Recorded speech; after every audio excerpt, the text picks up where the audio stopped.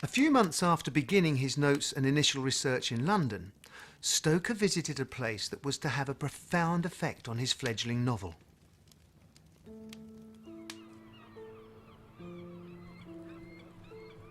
During the summer of 1890, Stoker took his wife Florence and his son Noel to the seaside town of Whitby, the northeast coast of England, for a summer holiday. Whitby at that time was essentially a resort town, very popular with Londoners who wanted to get away from the city but didn't want to go over to the continent.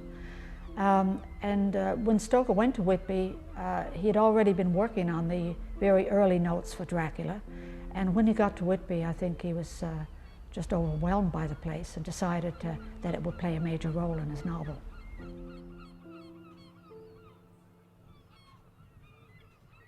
During his holiday, Stoker would frequently sit at one particular seat on the West Cliff and take in the wonderful view of the town.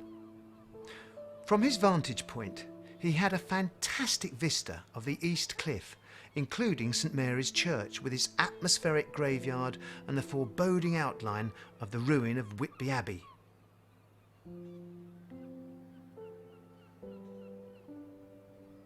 Whitby gave Stoker all kinds of material for his novel, as shown in his notes. Weather conditions, a little account of a Russian schooner that had gone aground 10 years earlier, the local dialect which he works into the novel, and perhaps most important, it was in Whitby where he found the name Dracula. This restaurant was once the town's library and bathhouse, and it was here that Stoker found this book, an account of the principalities of Wallachia and Moldavia by William Wilkinson. While Stoker was in Whitby in the summer of 1890, he came across the name Dracula. He had already selected a name for his vampire, Count Vampire. But when he went to Whitby, for some reason or another, he borrowed this book from the Whitby Public Library, which was an old history book of Romania, of what's now Romania. And in it, he found a reference to a 15th century ruler named Dracula, who fought against the Turks and crossed the Danube River in his fight against them. That's all that was in it, except a footnote saying that Dracula in the Wallachian language means the devil. That's why Stoker picked the name. He copied that footnote into his notes in capital letters.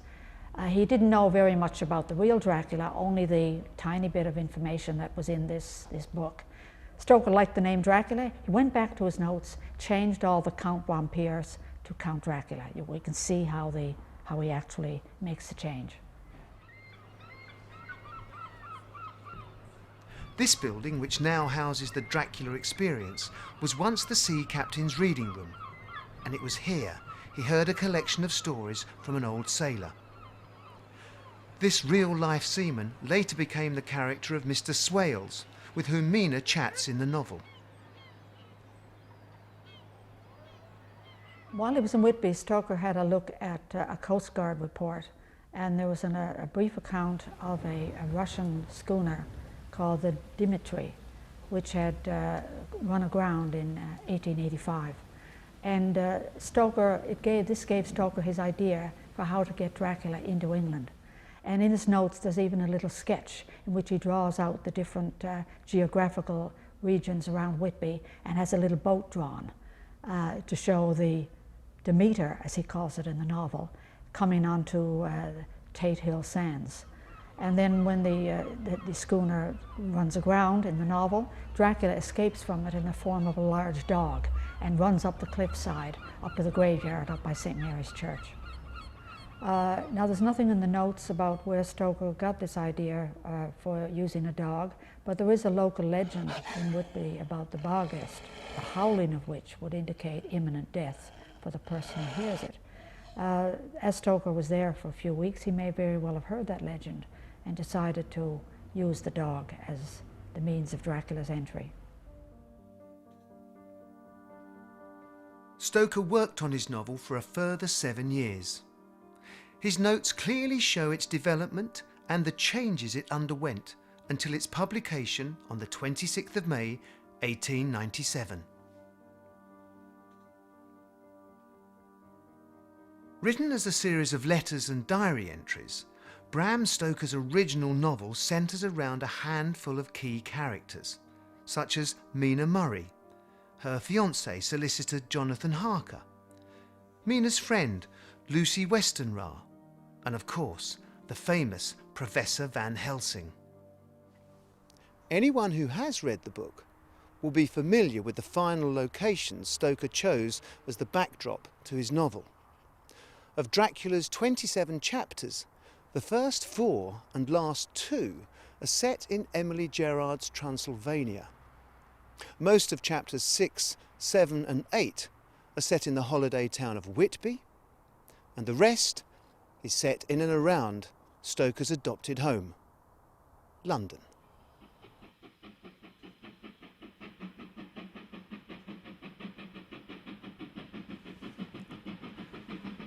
The novel begins on the 3rd of May, with Jonathan travelling by train across Europe to visit a mysterious Count Dracula at his castle in northern Transylvania to finalise his purchase of a series of properties around London.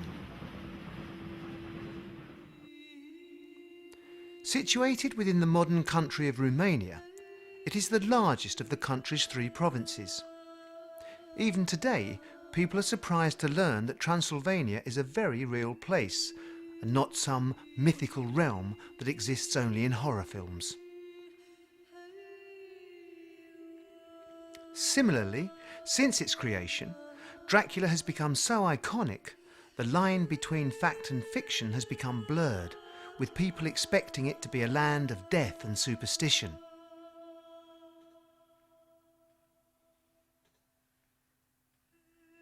In Stoker's day, the region was actually a part of the Austro-Hungarian Empire and only became a part of Romania in 1918 under the terms of the Treaty of Versailles. This explains why Stoker uses the German spellings of the place names and why, during the first few pages of the novel, Jonathan uses German rather than Romanian to communicate with the locals.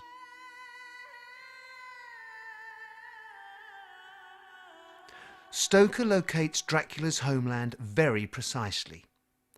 It was carefully selected, as he knew it was a region rarely even heard of, let alone visited by tourists, adding to the sense of mystery and foreboding for the reader. I find the district named by the Count in the extreme east of the country, just on the borders of 3 states, Transylvania, Moldavia and Bukovina, in the midst of the Carpathian Mountains, one of the wildest and least known portions of Europe. I read that every known superstition is gathered into the horseshoe of the Carpathians, as if it were the centre of some sort of imaginative whirlpool.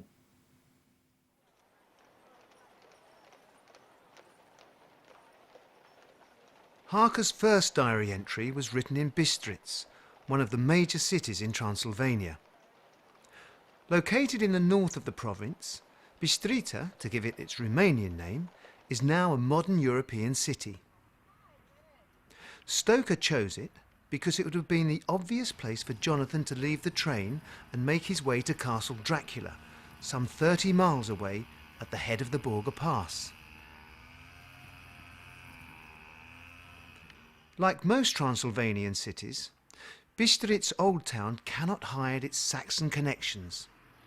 With buildings dating back to the 18th century, it would have looked pretty much the same in the 1890s as it does today.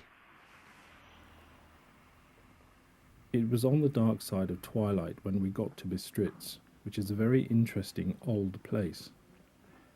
Being practically on the frontier, for the Borgo Pass leads from it into Bukovina, Count Dracula has directed me to go to the Golden Crown Hotel, which I found to my great delight to be thoroughly old-fashioned, for of course I wanted to see all I could of the ways of the country. At the time of the novel, the Golden Crown Hotel where Harker spends the night was fictitious, but it's now possible to stay at the Coroana de Aua, which has been specially built for the connection to the novel. Opened in 1974, the hotel is clearly a modern construction. Sadly, it is not the thoroughly old-fashioned building at which Jonathan arrives, but this is just another example of where fact and fiction have become one. While staying at the hotel in the novel, Jonathan eats the local speciality, robber steak, washed down with some golden Mediac wine. Consisting of grilled meats and vegetables roasted on skewers over a charcoal fire, this dish is also available at the real Golden Crown in the Dracula-themed restaurant named after Jonathan Harker. The following afternoon, Jonathan takes the seat on the public coach reserved for him by Count Dracula and begins his journey up to the Borgo Pass.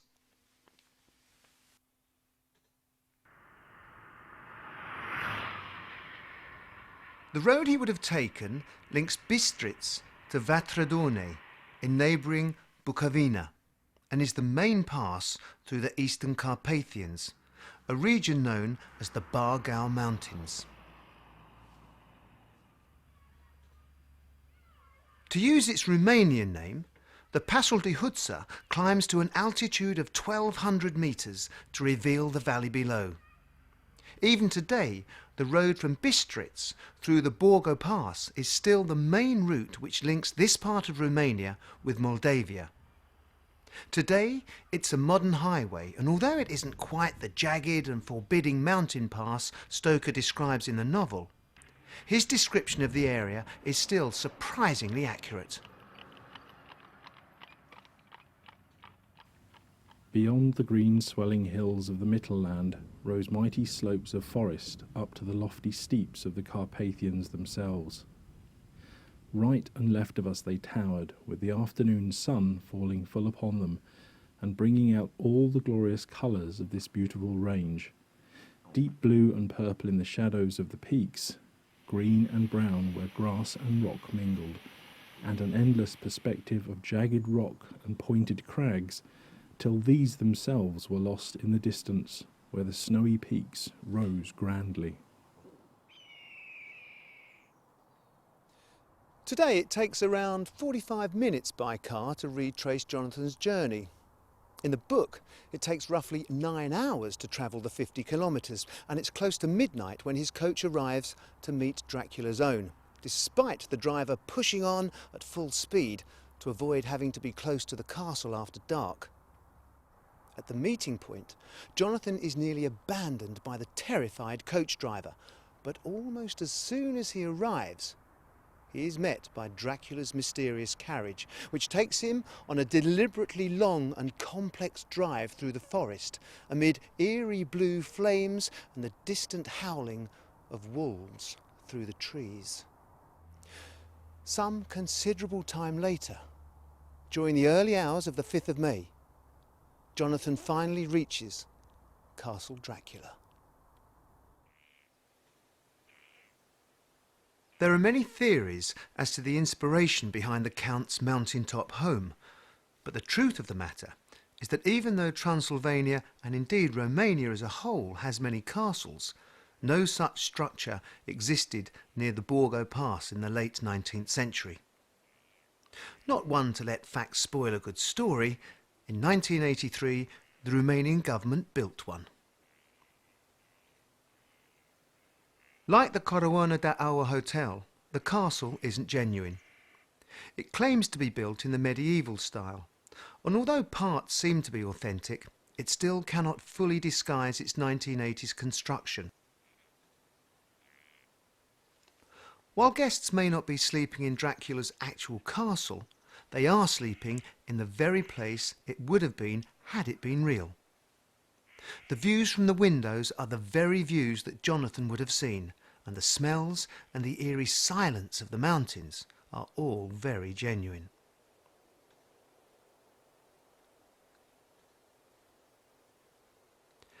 Outside the castle there is a small private graveyard and a statue to Bram Stoker.